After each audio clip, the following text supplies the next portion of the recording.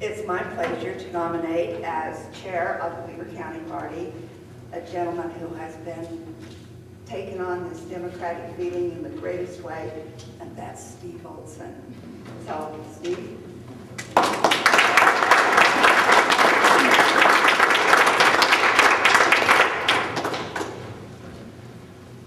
It's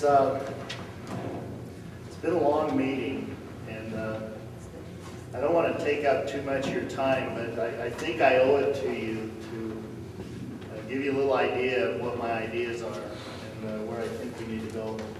First off, I'd like to thank my wife, Terry. The last 3 years have been challenging for us.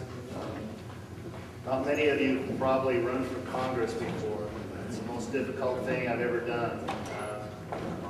Very time-consuming and very stressful. It's a great opportunity, but that took something out of our family.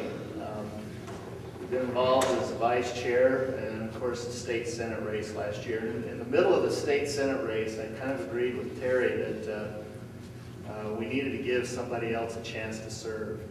That we'd kind of given our pound of flesh, and it was time to let somebody else be in the spotlight. But it was Terry that came to me about a month and a half ago and said, you know, this is too important. We can't sit on the sidelines. So as much as I'd like to take a little time off, the Olsen family is offering themselves for your service once again, if you'll have us.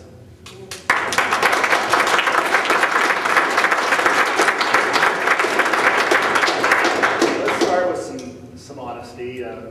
The last election season was a little disappointing. We had wonderful candidates. We worked our tails off. We really thought we had a chance of keeping those 2 legislative seats and gaining a few more. And it just didn't quite turn out the way we expected. Nevertheless, I'm optimistic. Now, those of you that know me are probably smiling to yourselves. I'm a pathological optimist. True. You're probably thinking, well, this is just the usual Steve reaction, digging through that box of horse manure on Christmas morning looking for the pony.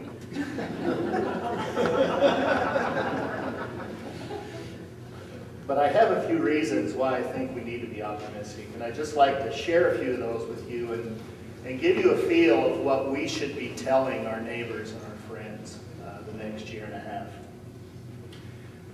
First off, the wonderful family man who currently occupies the White House is one of the most moral, intelligent, wise, empathetic, pragmatic, intellectually curious, and administratively capable individuals we've had in that place in a generation. I think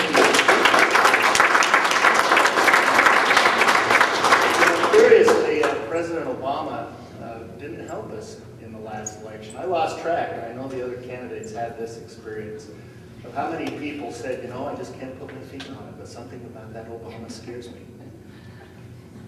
Well, I can put my finger on it. They believe the propaganda from the other side. But us engineers have a saying, one data point beats 10,000 opinions. As America observes the work of this man and the unbelievable team that he's assembled around him, the propaganda is starting to look pretty silly.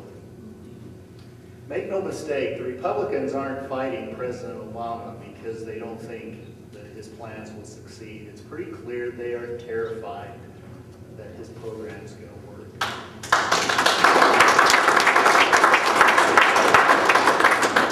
By the next election, when it's pretty clear that the Democrats have rescued the country from the mess that the GOP left them, Utah Republicans are going to have a hard time having anything intelligent to say. So that's going to help us. Kind of leads me into my second thing, and I think there's something we really need to point out to people.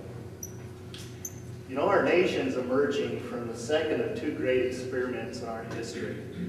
The first experiment lasted from around 1880 until the onset of the Great Depression. Nobel laureate Paul Krugman calls this the Long Gilded Age. The second experiment lasted from 1981 until the present. During both these periods, the nation experimented with something I call Korihor economics. Now, for those of you that aren't Mormons, I need to explain a little. Korihor is a character from the Book of Mormon. He's a guy that the author gave the somewhat unflattering title of Antichrist. Among several other loony ideas, Korihor had advocated a society based on selfishness and greed. His philosophy was, let every man prosper according to his genius, let every man conquer according to his strength, and whatsoever a man does is no crime. If anyone can come up with a more succinct description of conservative economic theory, I'd like to hear it.